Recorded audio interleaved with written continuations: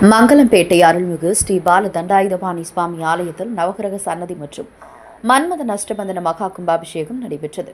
கடலூர் மாவட்டம் விருதாச்சலம் வட்டம் மங்கலம்பேட்டை அருள்மிகு ஸ்ரீ பால தண்டாயுதபாணி சுவாமி ஆலயத்தில் நவகிரக சன்னதி மற்றும் மன்மதன் ஆலயம் புதுப்பிக்கப்பட்ட 2 சன்னதிகளுக்கு நேற்று மாலை விக்னேஸ்வர பூஜை, புண்ணியாக வாசனம், வேதிகா அர்ச்சனை, மகா திரவியம் ஆகியவை நடைபெற்றது. தொடர்ந்து இன்று சுந்தர முருகன் குருக்கள் தலைமையிலான சிவாச்சாரியார்கள் வேத மந்திரங்கள் முழங்க 2ஆம் கால யாகசாலை பூஜை, கோபூஜை, ரக்ஷாபந்தன், தொடர்ந்து மகா பூர்ணாகதி தீபாரதம் நடைபெற்று அஷ்டபந்தன மகா கும்பாபிஷேகம் நவகிரக சன்னதி, மன்மதன் சன்னதிக்கு நடைபெற்றது. இதில் ஏராளமான பொதுமக்கள் கலந்து கொண்டு சுவாமி தரிசனம் செய்தனர். பக்தர்களுக்கு பிரசாதம் வழங்கப்பட்டது. விழா ஏற்பாடுகளை ஆலய நிர்வாகத்தினர் செய்திருந்தனர்.